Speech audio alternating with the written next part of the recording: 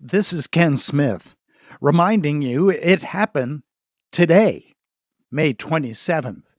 But the year was 1907. The bubonic plague breaks out in San Francisco. It was on this day, 1930, that the 1,046-foot tall Chrysler building is completed, making it the tallest man-made structure in the world. It was on this day, 1941, the German battleship Bismarck is sunk by the British. It was also on this day, 1942, that Adolf Hitler orders the murder of 10,000 Czechs. It was on this day, 1951, that the Chinese communists forced the Dalai Lama to surrender his army to Beijing. It was on this day, 1969, Walt Disney World construction begins at Lake Buena Vista, Florida. It was on this day, 1981, John Hinckley, who attempted to assassinate President Reagan, attempted to take his own life by suicide. It was on this day, 1995, that actor Christopher Reeve is paralyzed from the neck down after falling from his horse in a riding competition. But that was May 27th in the past. This is May 27th, 2020. Elon Musk has tweeted basically all of the information recently about his life. He tweeted his vow just last week to sell almost all of his personal possessions. He tweeted the birth of his son. He tweeted the description of his company, Tesla, as being overvalued. At one point, he recited the lyrics of the Star-Spangled Banner. Musk has emerged as one of the most prominent advocates of reopening our society and one of the greatest opponents to closing down businesses. But this is a day that is very important in the life of Elon Musk.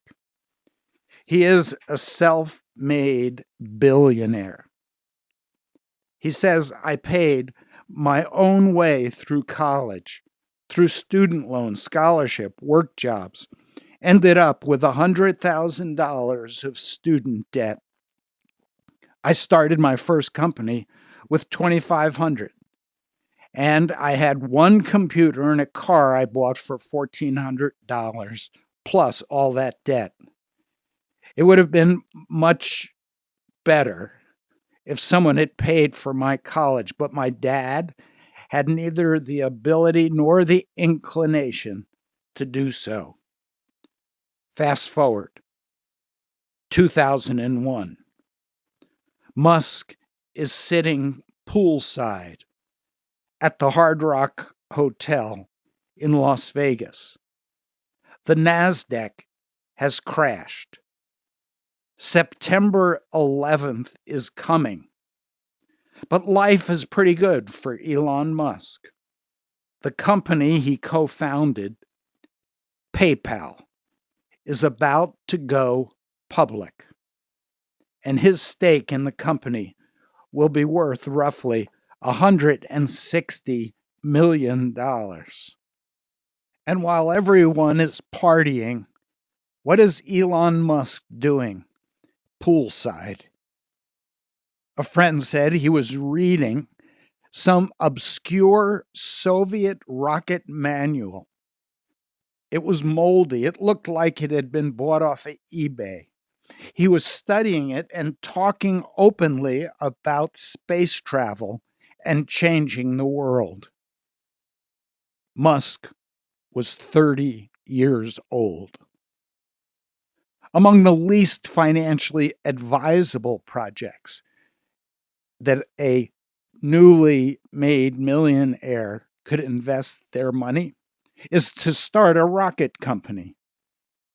Now, fast forward 2008. Things are not going well for Musk.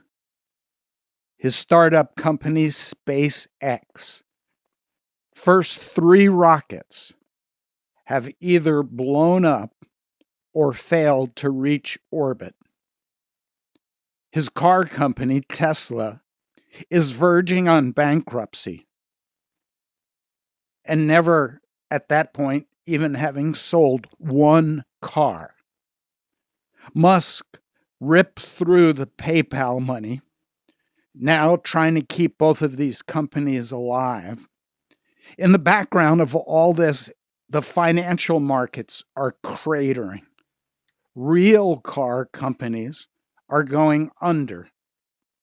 Personally, Musk is getting a divorce from his wife, the mother of his 5 boys. The only way out of this financial crisis is to persuade other investors. And so he approaches NASA and private investors. Somehow, Musk emerged from this precipice with both SpaceX and Tesla. And since then, Musk has built a rocket, a car, and battery factories. He's employed tens of thousands of people, creating a worldwide car charging network.